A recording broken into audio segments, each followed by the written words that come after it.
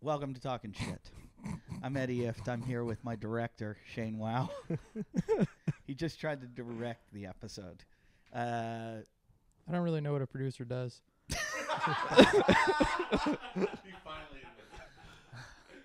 You don't know much about the show at all, do you? I know you. Why do you come here other than just you enjoy it?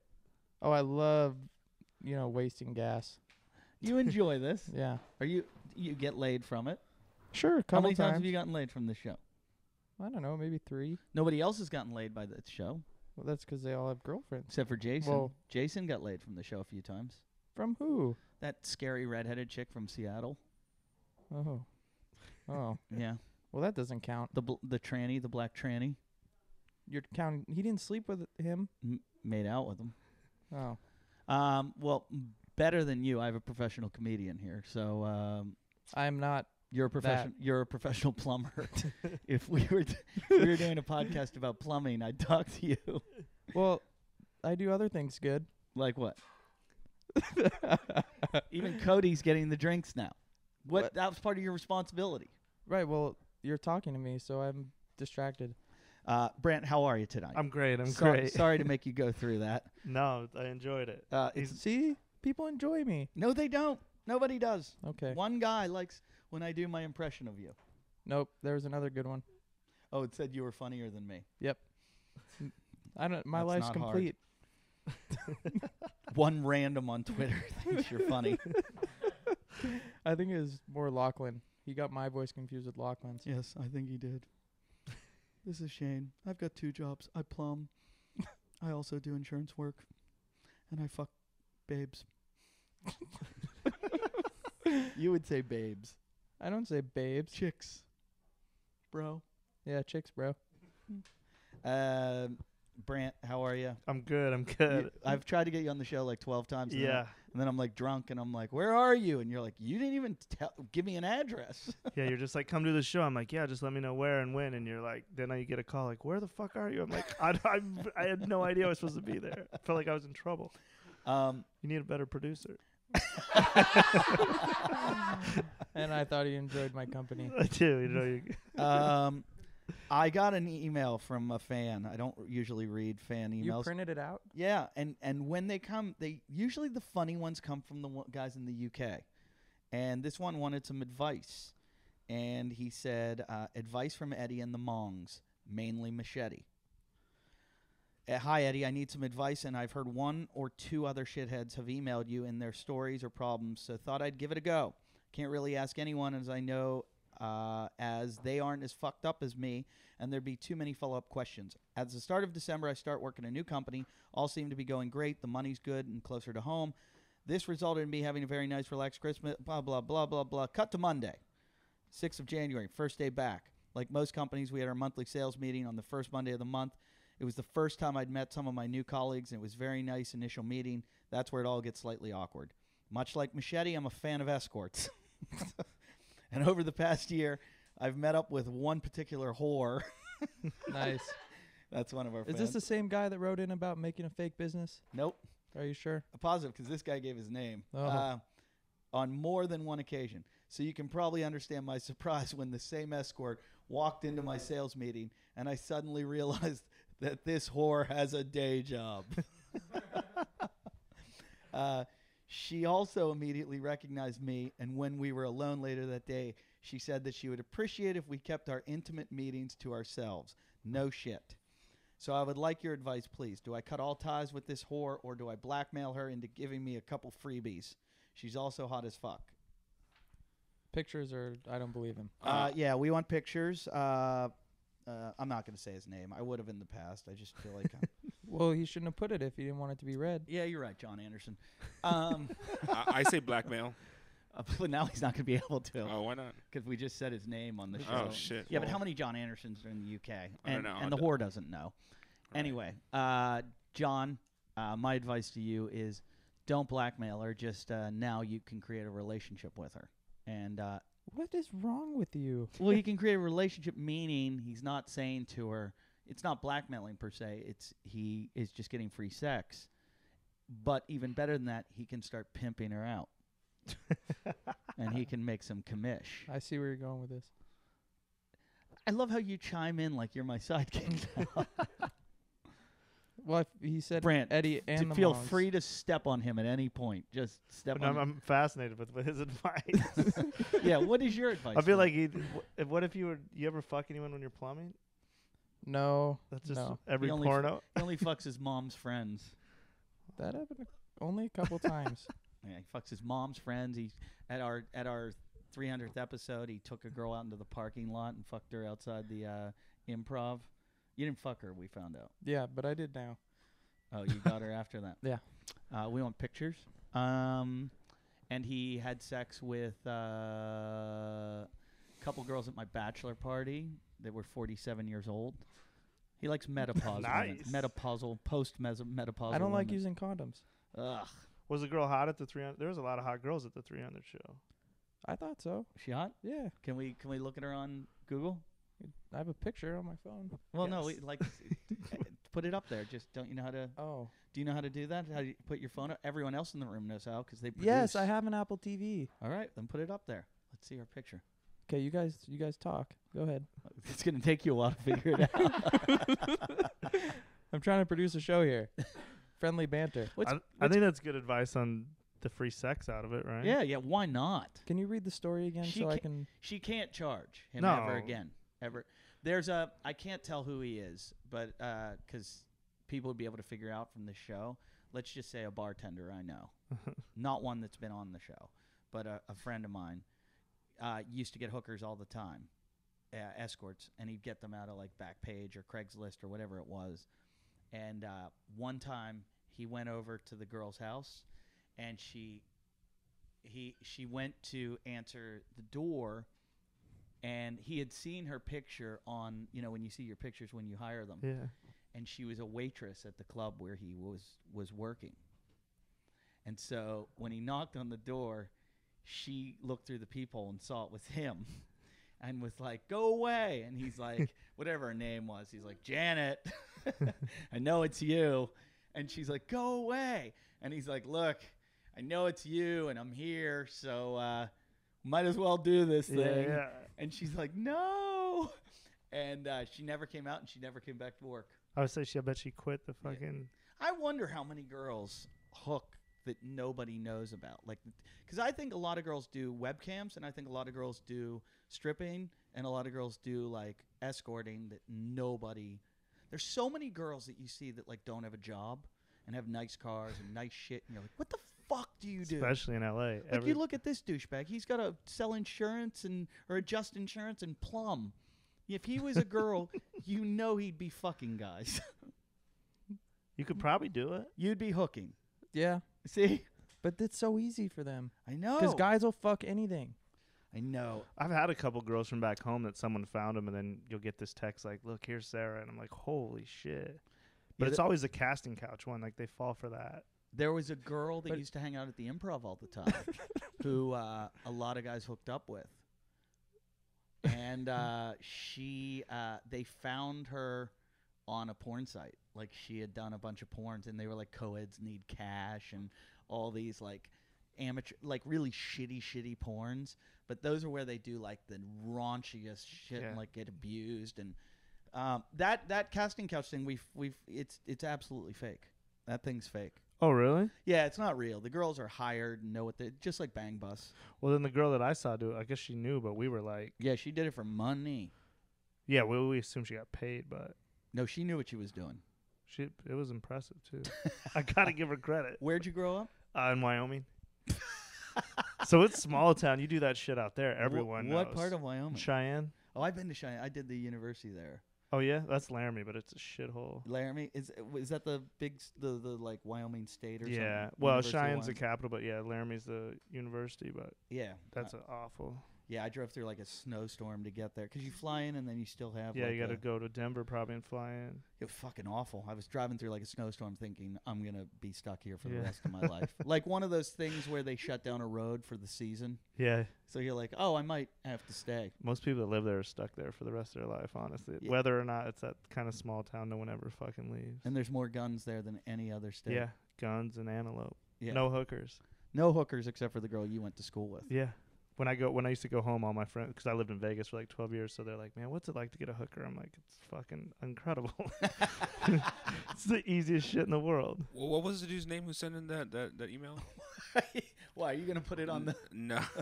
I thought you were gonna type it on the. No. On the YouTube. You know, it just popped in my head. I was like, it'd be a good idea is that he basically can, if he sees her at work, can probably like have these little flings at work. Isn't that kind of fun? I don't know. Yeah, for sure. Yeah, he should, and he should film them and give them to us. Yeah, that'd be great. And we could, Yeah. like, we need something new at this show, something to like. I made a sex tape once. Like, you know, you can go in the break room and maybe like, you know, a little canoodling in the break room, or go into the fucking janitor's closet and have a little fucking, you know what I mean? I made a sex tape. I really did. I really did. Can we see it? It's on my computer. Get it here. Like next week. Oh, okay. Can we watch it? Sure. Yeah, we'd like to. Is it so? That's the girl that you met at the 300th episode. Yeah, and then this she, is the one But she wasn't there to see me. She was there to see Crystalia. Yeah, and then I nailed her the weekend before or after. You're doing pretty good. We're now just looking at Shane's conquests. Yeah, that wasn't Big Bear. That one. What was she doing there? Snowboarding. Snowboarding. I'll tell you the move that my buddy does. It's kind of creepy, but Ken walked in on me twice. Yeah. Does he join in or no? No. What kind of friends are you? Yeah. Yeah. Yeah, you guys are really close. You should just I can't tell you. spit roast together. Right. I'm sorry for interrupting you. That's all right. My buddy does this thing where he just posts online, like on Craigslist, like I need a personal assistant. Then he meets the girl at like lunch, and then he just gives this big resume about how he's rich and he does all this shit, and you know, it's like just a way of like kind of being douchey without doing it. And then like a day later, he'll just send her he'll call her and be like, hey, I just got to be honest, you're beautiful. Like, I know I just couldn't keep it professional between me and you if I did hire you. So unfortunately, I can't really hire you. But you know, if you ever want to go out for a drink or something. And a lot of girls are like, fuck you. But a lot of girls are like, yeah. Because he just gets to play this big shot role. It's very creepy, but it fucking works. That's probably the most awesome thing I've. No, that's almost as good as the guy that I knew from Philadelphia, who started an amateur porn company, and he basically I think he worked from home, and he always had these like, his wife was very wealthy, and so everything was like a get rich quick scheme with him. He was an entrepreneur. But he had an amateur porn company, and he had an office in like a warehouse somewhere. He probably is the guy behind Backroom Castings or whatever, couch castings, casting room couch.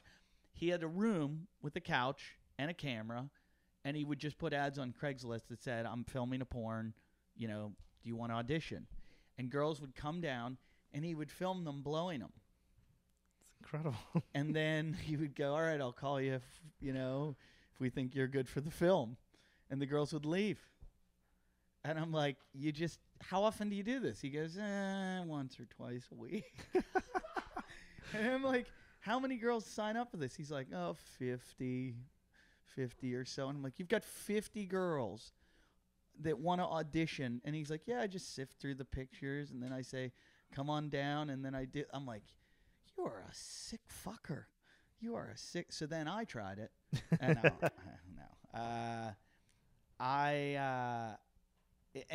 and I think he did film them too. I mean, I guess it's bad, but it's kind of awesome. I'm like, wait, you lived in Vegas? Is that how you're friends with Lance? Yeah. I know I met Lance out here, but yeah, I lived in Vegas for like 12 years. So why does Tripoli live there? Were you friends with? No, that was before. I worked for a bunch of professional gamblers, so I had like the greatest fucking job in the world. What? Oh, switching mics? This mic sucks. Yeah. I had this dream job where I worked for a bunch of professional gamblers just betting on sports.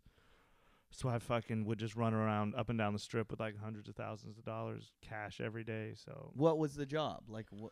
I had a Nextel, and then they worked out of an office, and then they would just tell me where to go and what to bet. There's a buzzing. I'm hearing a buzzing. What's it from? Yeah. Do you hear it? Am I the only one that hears it? I hear it. You hear it too? Yeah.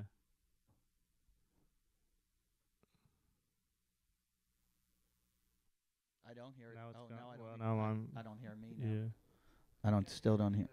Huh? Still a buzzing.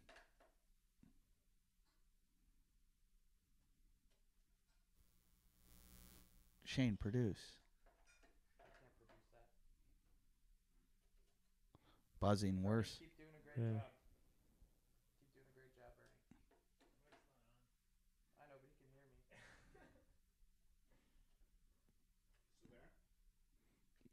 me. No, it's good. It's good. Everybody good?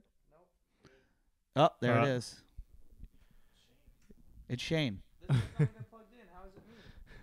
It's I don't just know why you. I'm talking into it. It's just you naturally. I think it's Shane's mic. Oh. Yep, that was it. That was Yep, it. That was Perfect. it. All right. That's a funny meme. I hate that word, meme. Couch for sale, slightly used. Slightly. Okay, so Yeah, what so I was was the in- job? Explain the job. I would just run up and down the strip and bet on sports. So they were like in an office betting online, and then they would tell me where to go, so they could see like where. So I was like center strip, so I'd run to the Mirage, or I'd run to the Venetian, and then I would just bet. Why were the lines changing places? Yeah, then I would change the lines by how much we bet. Like I worked for the biggest dudes in the world. So what you're saying is you would go to one casino and drop so much cash that the line would change, and you would purposely do that. Yeah. So then I would try to catch it at the other ones before. Like if let's say we're betting the Broncos -3, then I would go to the Venetian and bet whatever they would take, and then run to Harrah's and bet it, and then Imperial Palace before it moved. I was against other runners. There was like 4 or 5 different like groups that did it, and then I would just run up and I would carry hundreds of thousands of dollars, just run up and down the street. How were you carrying it? Like in a briefcase Just in- with no, did you have the no. handcuffs? No, just in cargo shorts. I try to keep most of it in chips and cash. I mean, in chips and tickets, but I always had at least like 50,000 cash on me. You'd have 50,000. Was that Yeah. nerve-wracking? Did No, you pack? at first it was, but Did then you have a gun? No, It was pretty safe because we were in with the valet, so we just pull in. They'd take care of us up front. You were always in the casino under surveillance. You never have to worry. I mean, Right. eventually I got robbed in my house. This Mexican dude came in, shotgun, robbed me in my house. Was it Cody? No. Was it Machete or was it Chi-Chi? Those are the only Mexicans I know. Oh no, it was none of these 3. These 3 look nice, but yeah, You'd be surprised. They are a gang. I got robbed. My dad robbed me 80,000 one time. What? Tried to kill my dad. My dad was in prison the whole time I was a kid. That's why I actually moved to Vegas. My dad got out of prison, and then I was in college in Phoenix, and I dropped out to kind of try to start. Okay. You have to start over. My dog was chewing on something, and I was like, thought she was gonna die. But I'm hearing dad, prison, tried to kill me. I want to hear this story from the beginning. So my dad went to prison when I was a kid, and then my mom told me he was in college and shit. So my hamster fell in the fireplace and died. My parents told me it ran to see its family in the woods. that's much better. Yeah. So my dad was in prison the whole time I was a kid. I mean, he was off and on. He'd get out once. I'd see him once every 3 or 4 years, and then I was going to college in Phoenix. My dad got out of prison in So summer break, your mom yeah. said. So I went and I saw him at the airport, and then he moved to Vegas. And then he said, you should move to Vegas. And I hated college anyway, so I just fucking dropped out. Where were you going to college? Arizona? Just a junior college in Arizona. Yeah, you should have dropped out. Yeah, trust me. Anyone out there, if you go to junior college or community college, I'm just going to tell you now, just quit. A college degree gets you nothing. A junior college degree, really? You might as well take that money and flush it in the toilet. Because that just means fucking nothing. Even like a low level. Where'd you go to college, Shane? Northridge. What do you do now for a living? I'm a plumber. Northridge, especially. Anyone that goes to Northridge. He graduated summa cum laude. Yep. Just fucking don't go. So your dad says, "Hey, come to Vegas." Yeah, so he says come to Vegas, and we drop out. And my 2 best friends, we moved to Vegas because we want to be fucking pirates at the Treasure Island. You know that pirate ship thing? Yeah. So that was our brainiac idea. So nice. we moved. That's what you aspired to. Yeah, that was our dream, going from junior college to be pirates outside Treasure Island. Then we got there, and it was shitty. We were living in a trailer. My dad was dating like a cocktail waitress that had like 3 kids, and then there was like 4 of us living in this shitty trailer. And Could your dad be more cliche? yeah. So then my two best friends, they move home, and I'm about to move home because I'm in love with this girl, and I'm going to this gym because I played a lot of basketball. And one of these guys at my gym was like, "Hey, you want a job?" And I was like, "No, I'm moving home." And he's like, "Just come to lunch with me." And we went to lunch, and he explained it to me, and I was like, "Holy shit!" And he's like, "You can go with Tony today." And I literally left this Porta Subs, and the first thing I ever did was drive to Bally's Casino, and I bet $20,000 on a game on Duke football. Did they win? No, they got killed. They lost and, the bet? Yeah, and that was one of the first things I said. Why would we? Because this is like 2000. This is like probably, I think it was 2000, and might have been even 1999, but they were awful. And we took like plus 35 or something, and they got beat by like 40. And I told the guy training me, I was like, why would we bet this? It's never gonna fucking win. And he was like, my only advice, just always do what they tell you. Don't ever fucking just always do what they tell you. Yeah, because if you go against them, you're gonna fuck because eventually this guy ended up. You could be in deep shit. Yeah, he was 250,000 short. One because he was blowing the money, and then they gave him a job again, and then he did it again, and then he's gone. How much money are these guys making? They're millionaires. Yeah. Really, Yeah. from gambling? Well, they were bookies.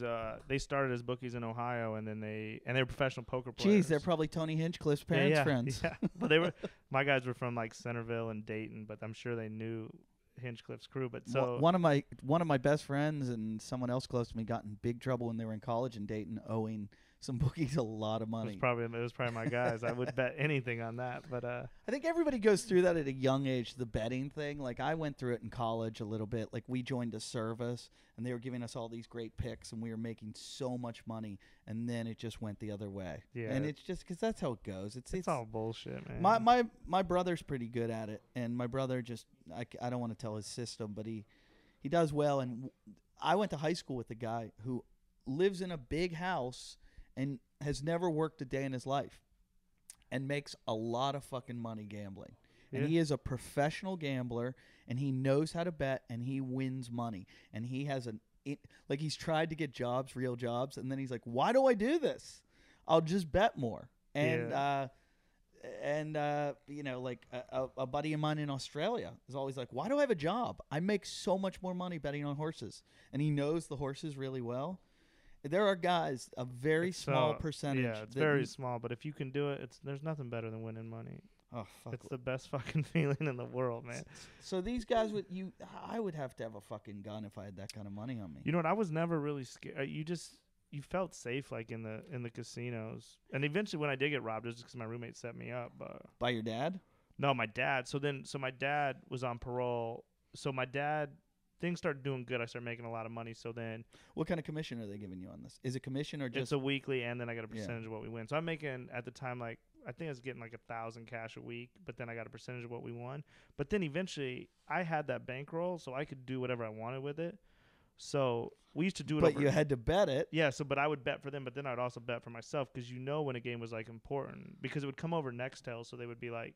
What's Nextel? The old beep things. Yeah. So it was just like a walkie-talkie. So they would come over. Sometimes they'd be like, bet Broncos -3 wherever you can. And then they'd be like, bet Broncos up to like -5. And then sometimes it would just be like, bet Broncos, which you could tell by the urgency. Well, it's usually, and I just had a bookie at my show in Pittsburgh who is somebody I know. And this bookie was telling me,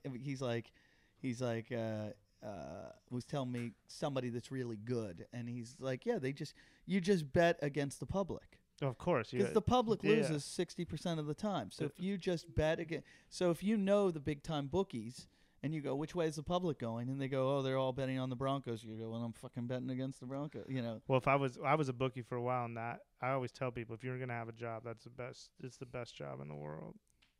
I just got a note from my wife. Uh-oh. It said, you ate a bag of chocolate almonds. You're in trouble. That's what my life has come down to.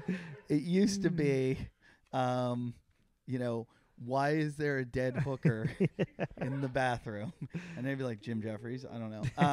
And now it's, you ate a bag of chocolate almonds. So we're talking really important gambling shit, and she wants to talk about chocolate almonds. This show has just gone down the fucking tube. This is what's wrong. So that's when they would get over the Nextel and say, Yeah. So then you could just tell by the urgency of like, and when stuff would come in, my boss was great to me, so he would tell me, hey, Get on over this time, one. like Get I knew what to do and what not, you Yeah. know. And then sometimes it would go wrong, and sometimes I bet because I was in charge of the money the whole time, 24/7, 365. So the money would go up and down. So sometimes I'd take chances, and then I'd get back, and sometimes it'd be up a ton of money. But it was taking chances is a scary part, though. yeah. Trust me, there Really was some scary. very scary times when I never, like I said, my boss, not my boss, but the guy that mentored me. He was $250,000. He blew it, $250,000. But he was like a son to my boss. They gave him his job back, and then he did it again. Yeah, because I've had some people in my life, one of which being my old partner in my radio show. When I first started at WNEW in New York City, there were 3 of us on the show, and the one guy said to me the very first day, he goes, "Listen, if Sid asks you for money, don't give him money." He said he's got a really bad gambling problem. Don't give him a penny. So we go to lunch that day after the show because it was morning radio, and Sid goes, "So you're a comedian?" He's like, "You probably make good money." I'm like, "Yeah, I do okay." And he's like, "Can I borrow 20 grand?" Like the first day at lunch at McDonald's, "Can I borrow 20 grand?" And I thought he was joking, and he was totally serious. Of course. So as time went on, I found out how serious he was about gambling, and it turns out like another guy that worked for our show, who now is very big at CBS, this guy connected him with some guys, and they lent him some money to pay off his debts. I think they lent him about 40 grand. Well, 40 grand turns into 80 real quickly, and 80 turns into 100. Like, people don't understand when you borrow money from the mob, that's not on like a 6% rate. That's on like 50%. It's on whatever they want it to be, too. Yeah, compounding. They just tell you what it is. So I remember one day we all came to work and he wasn't there, and the guy told us, he goes, "Sid might not show up today." And we're like, "Are you fucking joking?" Like I thought this was all in the movies. He's like, "No, there's a good chance he's not going to be here." And we're like, well, "They're going to kill him for that money." And I was thinking, nobody kills somebody for like 100. I think he was down 120 grand. I go, "They're going to kill him for 120 grand?" He goes, "They probably won't kill him, but they'll probably injure him very badly." And I was like, they're gonna beat him to death for 120 grand. And I guess what happens is they sell the debt, just like a collection agency. Yeah. So they'd sell to somebody a bunch of kids and say, "Hey, you want to go get the money? We'll give you it for the 120. You get a 60, and you get 60." Yeah. And the kids go out and just beat I had a comic sell me his debt the other day. This fucking guy won't pay him in Michigan. Owes him $11,550 for a gig, for like a bunch of gigs. It's fucking, and he's like, the guy started with that. I was like, if you want me to, I'll get your money for you, but you have to give me a piece of it. And he's like, "Go ahead." You shouldn't be telling that on this show. I don't. I'd tell, but I'm more creative. Like, because when I was you can't fuck people up really, but like when I was a bookie, the best way I always got paid was if like I would call, like if you owed me a bunch of money, I would just say, "If you don't pay me that money today, I'm going to call your wife's parents and just let them know." That's what they did. That's how you do. That's the best way to do it. They would call, and it got to the point where this guy's wife's parents put a second mortgage on their home to pay him off. Yeah, because that's the worst. I mean, I'm not married, but I can only imagine. Even the times I've had a girlfriend, if I had to deal with my girlfriend's parents, I would do anything. And that's what I used to do. I was like, "If you don't pay me this money, I'm going to call your wife's parents." And they'd be like, "I'll meet you in a parking lot in 3 hours." They'd always come up with the money because they didn't want to have to deal with that. I wouldn't want that. Because you can't fuck people up anymore. That's like a myth. Yeah. Because let's say you're booking 100 people and you won't pay me. If I fuck you up, then you go to the police and I get in trouble. But I still have 99 other people paying me. Like, bookies never want to tell you that. It's like a magic secret. Right. Because so yeah, I don't get the 20,000 you owe me, but the 99 other people are going to lose 1,000 to me every month for the rest of the time. So what you're saying is I should just start gambling a lot, and not pay any of my debts, and get my in-laws in on it. Yeah. So when they call my in-laws, they're like, "Yeah, fuck you. He's got your money. We told him to bet the Chargers, you idiot. Fuck you." Yeah, we were all betting at Thanksgiving. I think my in-laws would laugh. "Hey, Lauren, would your parents be mad if I if a bookie called them and said I owed money and they wanted them to pay up?"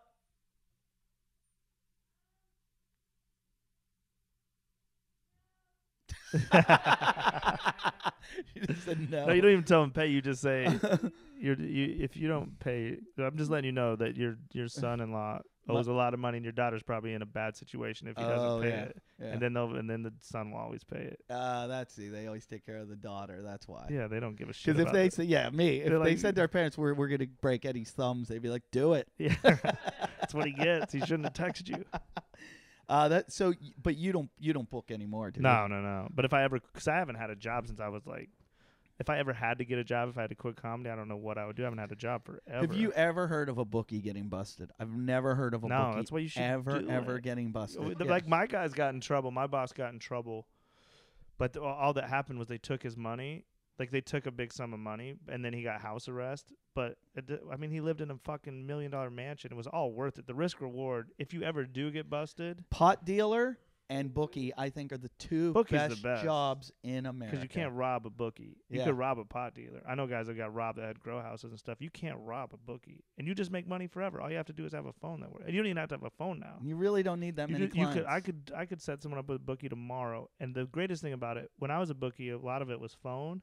Mm-hmm. So like if I was beating you, you would be like, man, he knows I lost like the last 5 games, and you'd be like, I don't want to call him. I just sound like a piece of shit. But if it's on the internet, you lose 5 games in a row, you're like, fuck it. I'm betting all my money on the 6th game. And you could lose it without a conscience. You know what I mean? When I had a phone call, I could tell people would be like, because they would think I'm judging them or something. And you'd feel badly.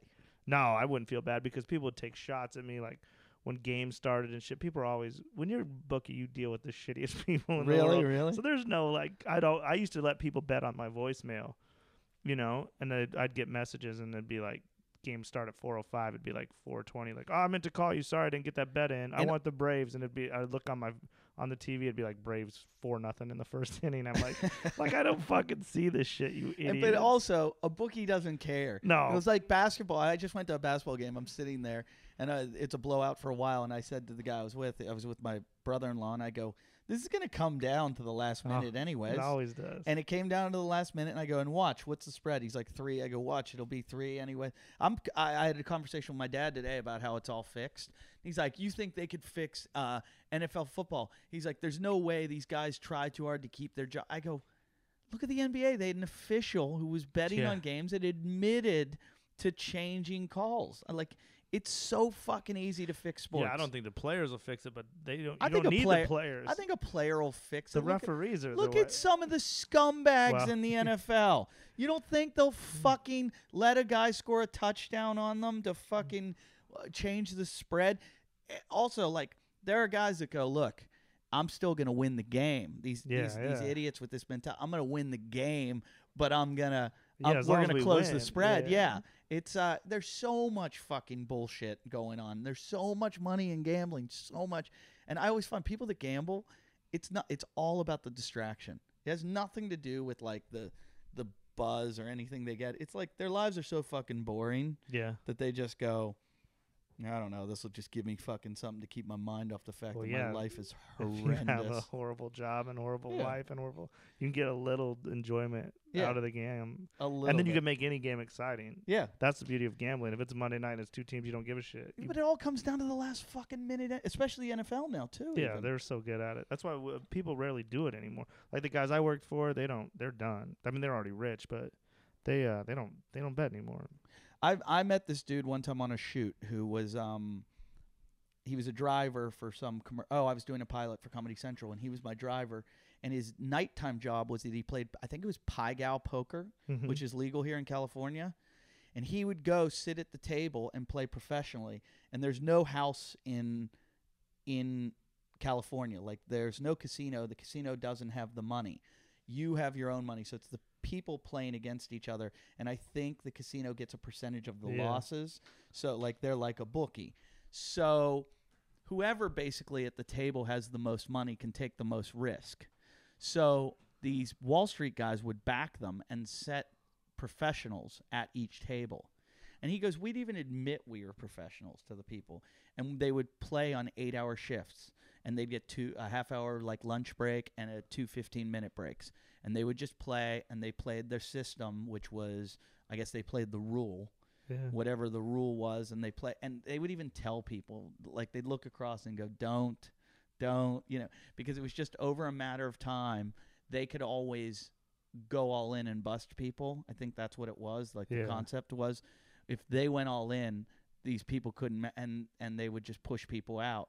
So, and people would have to fold, and it was just they figured out, these Wall Street guys are so smart and they work on such percentages. They figured out that they could make like 11% or something, and it was like an 11% return, which is better than you're gonna make on real estate, the stock market, anything. And they don't even have to do it; they just get money at the end. And they would just, and I can't, there are people that'll figure out money. And they will find it wherever the fuck it is. Yeah. Well, that's the thing with gambling. And they're called the Jews. No, I'm just kidding. My boss, that's what he taught me. He's like, people would try, if they did, let's say they bet and the game already started, he just let them have it. 'Cause you're going to get all their money eventually. It's just a matter of time. It just depends. Because of all chase, people would always start, like, they would start betting me $50 a game. They'd be like, I'll bet $50 a game. And they'd win like the first 10. They'd be up like $500. And I'd tell my boss, like, what the fuck am I going to do? I have to, this was like right when I was starting. He's like, just wait. And then one day they'd lose that $50. They're like, fuck, I got to get that back. Let me bet 100. They lose that. Let me get 300 to get even. Next thing you know, they were betting 50 on Saturday. Now they got $2,000 on a Monday night game, and they can't pay. And there was a comic in Phoenix that told me, he was like, oh, I got all this money open for DL Hughley, and I gave him a fucking $5,000 line of credit, and he fucking lost it. And then I said, where's my money? He's like, oh, I don't have it.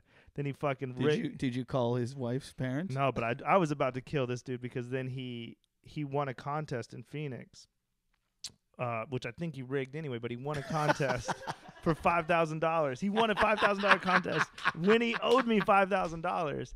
So he calls me, he goes, you know what, I'm on hard times. I'm gonna send you like $2,500, and then I'll get you the rest. Let me have some of the money. I'm like, yeah, of course, whatever, And then I get a call the next day, and someone's like, another Phoenix comic's like, yo, he's in Vegas, and he blew all that money. He has no money. He's trying to get someone to get him a bus ticket home. And I called this motherfucker. I was like, you owe me $5,000, and you're going to come to my city and just fucking disrespect me like that and blow $5,000 you even talk like right in front of me. Yeah. And I said, I'll find you. I'll find you today, and I'll fucking find you. And he was like, gave me this big sob story. I'm in Gamblers Anonymous. I said, I don't give a fuck. Yeah. You had my money and you couldn't give it. So then he got out of town before I could find him. And then I called him and I was like, you'll never work another show again, because you post a show, my guys will be there. Just so you know that anywhere you're at, my guys will be there. Any show. And he was like, and then he fucking gave me some big sob story. And then he paid me $100 a month for like ever. But that was the closest I ever got to killing someone, because he had the money. Then he just brought it right in front of my face and then blew it in Vegas. And I was like, they always do that. The degenerates, they have no problem. He had no fear. I was like, that's when I was like, but this kid still fucking told me a crazy story that, I don't know if you ever met Jimmy Kimmel's sister, who's a comic down there. Yeah, I've met her. So then she introduced him to like their dad, and then he like gets him on the side, and he got the balls to ask Jimmy Kimmel's dad for money. I was like, that's hilarious. When people that borrow money will borrow from anyone. Oh, he has no fear. There's a comic that's notorious for there's a couple that are notorious for borrowing money, and I had one. I don't want to say his name because this guy's a really good friend of mine, but he would borrow from everyone. And I used to party with him a lot. And one week in New York, he's like, dude, we're going to party this weekend. I was like, yeah. He's like, I mean, Friday night, we're fucking going out. How many shows do you have? I'm like, I got 3. He's like, okay, I got 3. We're going to meet afterwards. We're going to go out. We're going to party all fucking night. And I'm like, yep, we're going to. And he was like, nobody does that in New York. And he was like planning for this Friday night. And this started on like Sunday. And then Monday's coming. He's like, you ready for Friday? I'm like, I'm ready for Friday. This is going to be the best night ever. We're going to fucking party. And then like Thursday, he's like, are you ready? I can't fucking wait. And I'm like, yeah. He's like, hey, can I borrow some cash? And I was like, I was about to answer, and he goes, wait a minute. I already owe you money, right? And I went, yeah. He goes, never mind. Let's just not go out on Friday. And I was like, why was this? I think the whole buildup was for him to get money from me, to get me so excited that I'd be like, fuck it, I'll give you money. Yeah. And when I paused, he realized, oh, shit, I already owe him money. And I can't borrow money from people. It's just too awkward and real. But if you want to sponsor the show, you get T-shirts, DVDs, CDs, posters. And you actually get them now because I love that Shane's mic was turned off. You filled in for me. Yeah, Cody will take care of that. You'll get that. So the only story I know about you is the one that they told me at Captain Brian's when I was in Florida. About how you guys stole the jersey. Yeah. Oh, that was you. Yeah, Yeah. that was me. He and Jeff Dye did it.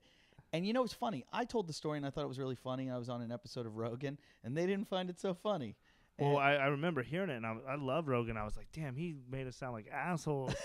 But then Jeff told it in front of him at Ari's Storyteller show, and then he said Joe was cool about it. But it's kind of how the story's told, I think, is part of it, because then it was on Deadspin one time, and we got so much I fucking saw hate. that on Deadspin. But the guy I thought wrote it shitty. I mean, first of all, the guy is a piece of shit, Vanderjack. That's a part that you got to put into the thing. Well, the other thing is there is a lot to how you tell a story, because you have to think about this. Writers are usually a bit on the nerdy side, okay? Mm-hmm. So you guys are kind of jockish, kind of like, they're never going to give you a chance. Yeah. They're never going to go, oh, this is amazing what these guys did. But the way you have to tell it, you have to make yourself the victim and make Vanderjack more of an asshole. But, you're talking sports shit, and the only people that would find that funny are sports people. But sports people don't pay attention to the comedy world. Yeah. So you were mixing two worlds that it's never going to work, because the nerdy comedy world does not want to hear anything about sports. They don't want to hear anything about it's weird. The alternative comedy community too doesn't like any comedy where someone gets hurt. Yeah, of course. It has to be like the political correctness. You can be offensively racist or in a weird, awkward way, or be extremely gross and disgusting and dirty. You can't be hurtful. Yeah, you can't call a chick fat, but you can. Yeah, as soon as you're hurtful in the alternative community, you're banned. Like, how dare you? That's when people talk about alternative comedy, I always say there's no fucking such thing. There's like they had this alt comedy festival, and I'm like, every one of those comics plays the mainstream clubs, and I've seen so many mainstream comics that can go into those alt clubs and do just as well. But there is one, because one of my best friends, Arch Barker, is an alt comic, considered one, and where we clash is he'll say that joke's mean. I'm like, what do you mean it's mean? And he's like, it's just mean. I don't know why you tell it. It's da-da-da-da. And we get in this argument all the time, and they just do not want someone. So in that story, someone's getting hurt. Yeah, but no one's really got hurt. I mean, it was a jersey. It was a fucking jersey. Sake. And the guy's a shithead when we got. First of all, he cost me a ton of money when I was gambling. I had a huge bet on the Colts. Tell the story, because our fans right now are wondering. So me and Jeff Dye and I are down in Marco Island doing shows in a Captain Brian's. Captain Brian's. We have the best comedy and seafood every Thursday, Friday, and Saturday night. Captain Brian, a great guy, but he one is of the fucking best. Shittiest comedy clubs ever. Our shows were so shitty. Really? Just rich old white people that were fucking hated everything. I'd tell a story. I'd sit on stage and just fucking be punished and just in my head go, when I get off stage, I'm getting fucking lobster. I was just punishing Captain Brian, trying to eat all his seafood. That's how shitty our shows were. You know what? I take this attitude. I go down there and know that the audience is like that. And so I kind of play with them, and I just see how far I can put. And I have the most fun fucking shows because I just make the best of the situation. Most times I'll walk in unknowing, and then if a crowd's like that, then I'm angry. But I go in knowing what I've got, that it's a bunch of people on Marco Island, Florida, who are out for like, we're going to see some it's people that would want to go see Shecky Green, and I think if we did it again, we'd handle it better. But we were like, we're going to have fun. We're in Florida. We're going to get some bitches. It's going to be fun. Because Jeff's fucking chick magnet. Whenever I open for Jeff, usually he's a fucking... Jeff Dye, if you don't know, just Google him. Jeff Dye is, I got to have Jeff on the show. He's on MTV right now. Is he still on a show? Yeah, on Girl Code, and he had Money from Strangers. Money from Strangers and a show called Girl Code. And Jeff is like probably the best looking stand-up comic. His girlfriend was the hottest fucking girl alive. Every girl he has is fucking... No, that one. That girl that he dated from... Sarah Jean Underwood. Is that Playmate of the Year, yeah. She's incredible. Playmate of the Year.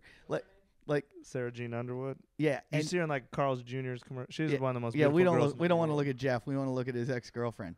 So he would walk into a comedy club with this girl, And I just was looking at him like, dude, what are you doing? No one's ever going to give you a break, ever, with her coming with you. Like, it can't happen. You can't, like, you're not going to get jobs. Yeah, she. Comics are the most angry, cynical, jealous, horrible human beings. You walk in with that, every guy's plotting your death. Yeah. And, I mean, I did. I looked at him. I'm like, you fucking lucky bastard. How did he pull that? I've never seen a dude get girls like, and every girl I've ever seen him with is just gorgeous. Because sometimes like, come on, man, just help me out. He's like, man, I can't take one for you. He's like, and so we usually when we do shows, there'll be just girls waiting. After a show, usually. I've had friends like that are so good looking that girls hit on them. I've never seen girls hit on a guy before. And girls would hit on them, like push people out of the way for them. Or it happens to Lachlan sometimes. Like, yeah, Lachlan's girls will like fucking leave like their phone number, on. Shut up. No, I'm not kidding. Really? 2 girls walked up to him and started talking to him. Well, that's not like I'm talking about. Girls will like punch their friend in the face to get to. Well, after a usual show, you're like waiting for one girl. We'll sit in the green room, like wait 20 minutes, and then we'll come out, and there'll be 5 sets of 4 girls that came, like 5 packs of 4. And then I just got to ride it out, and then he'll always pick whichever 1 or 2 he wants the most. And then what I always do is I always say on stage, I always say Jeff's room number, but it's always mine. I'm just trying to trick him one time. I'm like, and Jeff's in room 879, just hoping at one point someone will show up at my room, But that was what was a problem with Jeff and. Whoa, these pictures are great. Poor Jeff. I'm sorry, we're looking at these, the naked yoga photos. I hope he didn't have a bad breakup with her. Yeah, he would hate that we're looking at him. Really? Yeah, he would hate it. Oh, I didn't. I'm Sorry, sorry. Jeff. I didn't. I'm We're sorry. bragging about you. I'm sorry, Jeff, but the plow pose. She literally is one of the most beautiful women in the world. And that plow pose. I've never even seen this stuff. Like, I don't even look out of my friendship with Jeff because I don't even say your name. How did you know about Click this? on that dancer's pose. That was like his girlfriend for like 3 years. No. I Oh, don't the know. internet, I'm sure. She's like the chive, and she's. She's on G4? Yeah. So what happened? They broke up? Yeah, they broke up right when I started hanging out with Jeff. I only met her one time, so I don't really know anything about it or know her. I just know that they're not buddies anymore. We'll say that. So they were like living together and everything. Yeah, they were serious. I mean, he was with her for a long, long time. And that bridge pose is these. All right, so that's what we're used to at shows. So Marco Island is kind of a different. So we were bored out. Who's she dating now? I don't know. I don't talk about her. I don't know nothing about her out of my friendship for Jeff. So I feel awful even looking at her. That's Google who her boyfriend. Jeff says I'd never say a word about her. This is terrible. I'd be mad if somebody was doing this with my ex-girlfriend. I had someone do that to me the other day. Someone sent me a message like, "Hey, what's your ex-girlfriend's last name? I think I saw her in a bank." I was like, "Why the fuck would I tell you? And why are you sending me this message?" I dated a girl that was in Playboy for a while, for about 2.5 years, and I would never say her name because the shitheads would fucking have a ball with that. That's another lesson I learned. I used to talk about what a freak one of my ex-girlfriends was, and then the second we broke up, then we of course got back together like a month later, and she'd be like, "You wouldn't be happy with the messages I got from some of your friends." I'm like, "Yeah, because they're fucking assholes." Oh, with the So shit. now if I ever date a girl, I'm like, she's awful in bed. She's the worst. In case I ever break up with her, because I don't want all my friends trying to fuck her. Well, that's the thing with this girl that I dated. She's also crazy, and if I mentioned her on the show, like I said her name, and fans found her and wrote to her, she would come kill me. Like, she would get me in my sleep. She was that crazy. Jenny McCarthy, she's wild. Oh, wait, what did I say? No. So Yeah, we're in Marco Island. I got to quit looking at that, too. It's very distracting. So we're in Marco Island, and, like, usually... Oh, wait, we have who she's dating now. Who is Sarah Jean Underwood dating? All 5 of those? Ryan Seacrest? I think she did date him before. I think someone told me she dates, like, a dude from The Bachelor or something. I don't know. Oh, that's a loser then. He's no Jeff Dye. Jeff- Okay, so Marco Island. Jeff will be all right. Yeah, I have a feeling Jeff's going to Trust have me, no Jeff. problem. If I was allowed to say what he's done, he's doing just fine. Trust me. Jeff, I would say, if you look at all comedians in the world, Jeff could do better than, like, Dane Cook's done pretty well for himself, but that's just with his ego. Dane. Yeah, His only real Jeff Dye. competition now is D'Elia. Yeah, well, D'Elia's not a good-looking guy. He's just But that's everyone, because that's I know how he thinks, and he if D'Elia left, it would be easier for him. I love him. I just know him, and he's like, because I will be That's out, his and girls will be competition. like, you can, he always had just fucking gorgeous girls around him. So then when they find out he's a comic, they're always like, do you know Chris D'Elia? And that's when we're like, we're out of here. If they ask, like, Jeff Dunham, Jeff's like, let me buy you a drink. Because D'Elia's not like, doesn't have those like model good looks, but he's very charming. D'Elia knows how to charm women. Yeah, I've never seen someone do as good as Jeff with his black guy act. Yeah. So we're in Marco Island, and so we're trying to find a bar where there will be some girls. Cause did Captain Brian put you in the penthouse? I did stay in the penthouse. So we're in this incredible penthouse, fucking like a 3-bedroom monster penthouse. So we want to find chicks. So we show up at this bar, and it's called Vandy's, and we go in not knowing anything about it. And then we get in there, and they're like, yeah, Mike Vanderjack owns this bar. We're like, well, where's he at? I want to meet him. And they're like, well, he doesn't really come around. Well, explain who Vanderjack is. Mike Vanderjack's a kicker for the Colts, who was a douche, who is famous for talking shit about Peyton Manning, but just a douche, would like blonde highlight his hair. It's just the worst. One of the worst dudes ever.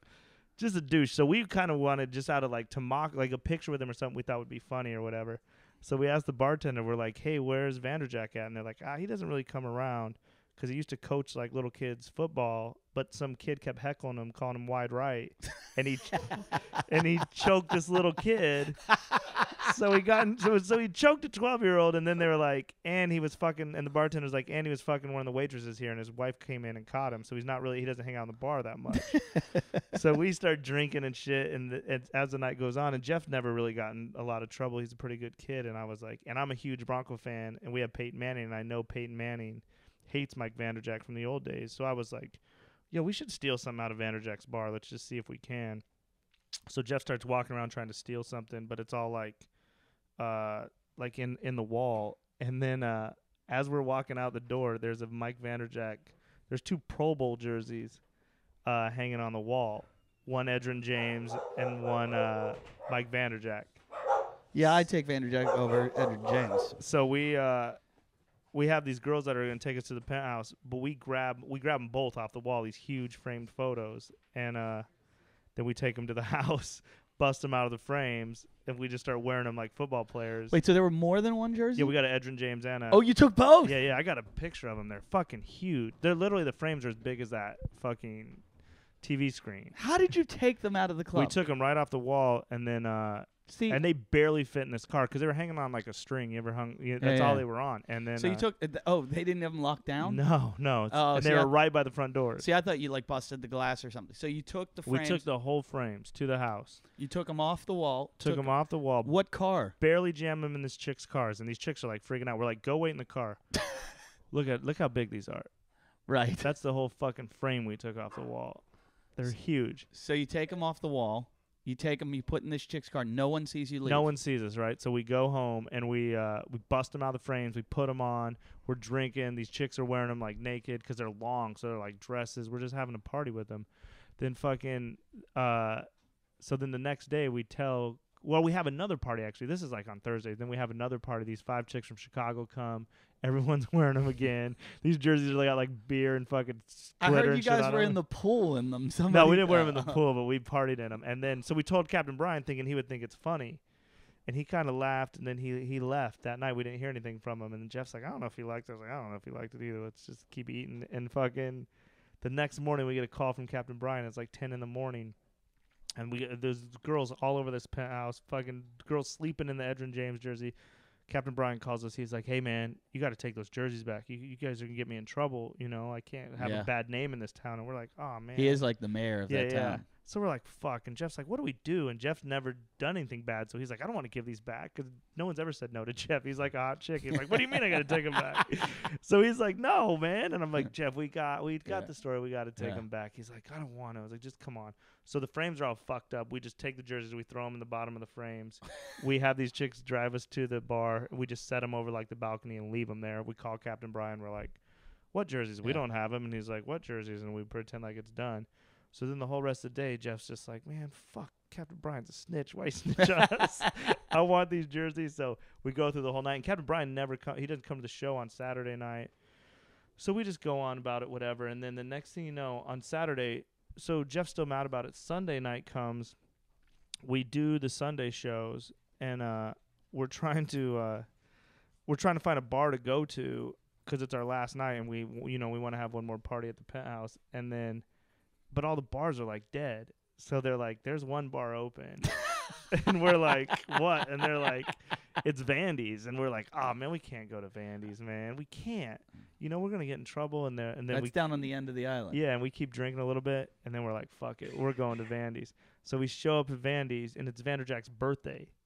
So they were having. He is there that No, night. he's not there, but I think he was there, and then he left. But they're like, there was a lot of people there because it was his birthday. So we're there, and we're drinking and everything. And Are the pictures back up on the wall? pictures are gone.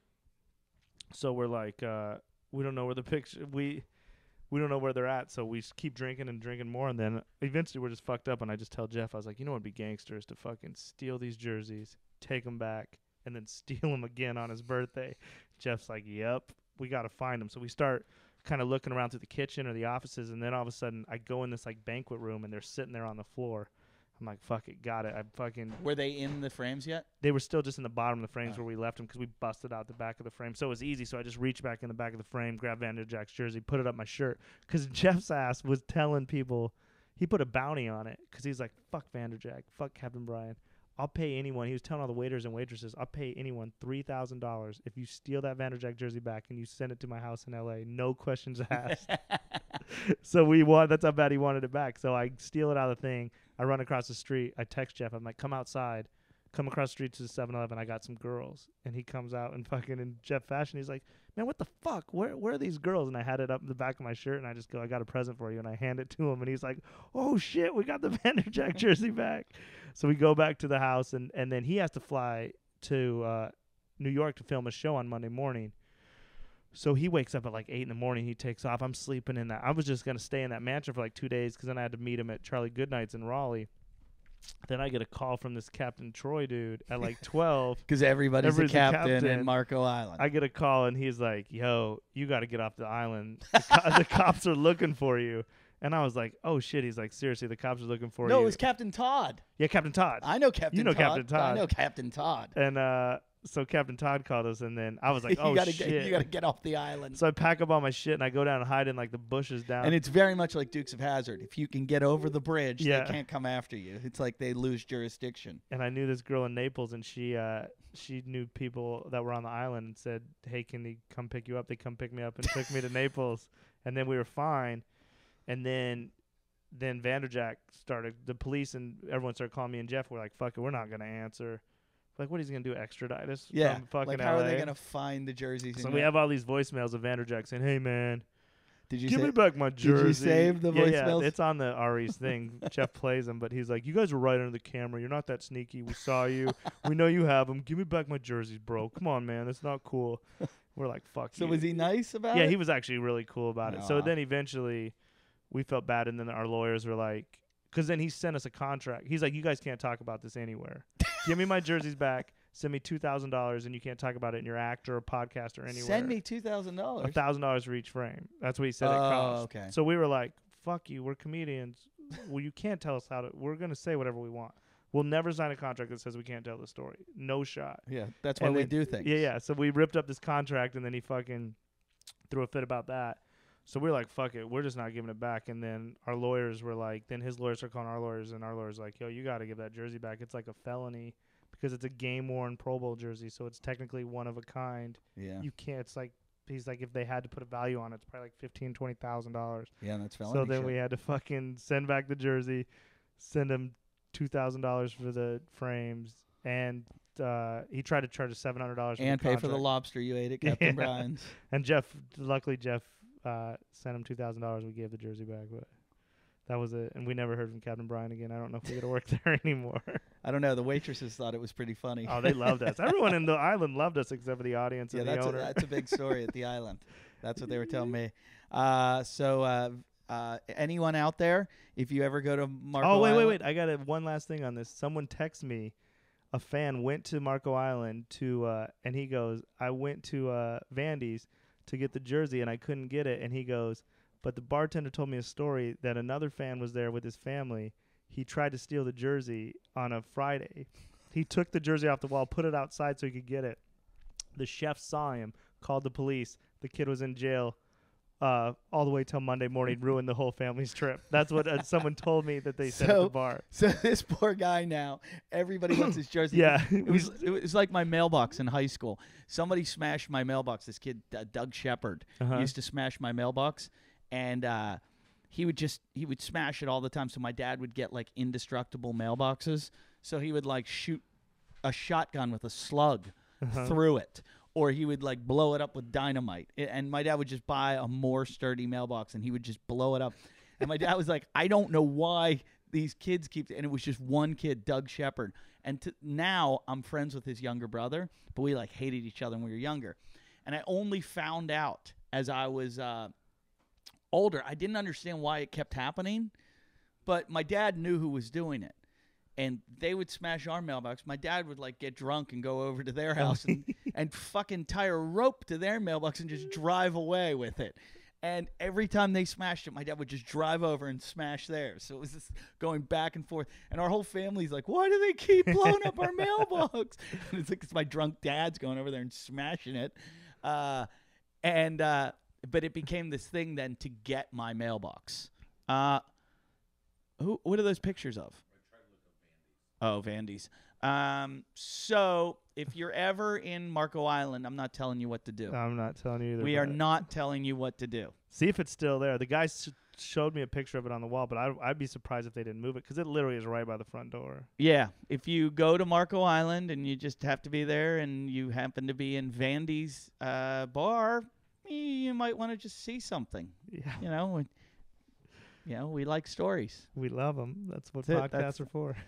Brandt, thanks for doing this show. Thank you so much for having me. My pleasure. Where can our fans find you? Find me just at Brandt Tobler on Twitter. Brandt, how do you spell that? BRANDTTOBLER. And are you performing anywhere? You could my podcast at 31 Podcast, and then I'm in Vegas opening for Doug Benson on Friday, and then I'm back at Are you gonna go to the show, Shane? Yeah, Shane's come gonna down. Come to your show? And then I'm in Vegas and Phoenix, and just follow me on Twitter. I'll post it all. Awesome. Thanks for doing it. Thank you and so much, as always, go to our website, eddytalkinshit.com. Sponsor the show. Use the Amazon click-through. If you're buying cable service, use podcasttv.com and use the promo code Talkin. And that's it. Come see me at Morty's in Indianapolis next weekend. The weekend after that, I'll be at Madhouse Comedy Club in San Diego. Then Australia. Hey, Australia, I'm coming. I'm doing a whole tour. I'll be at the Adelaide Comedy Festival or the Fringe Festival. So for 5 weeks, I'm there. And then I haven't announced the dates yet, but I am doing, I believe, Melbourne, Sydney, and Perth. Melbourne, Sydney, Perth, Brisbane, as always. I'm sorry. And that's it. Thanks for listening. Go fuck yourself.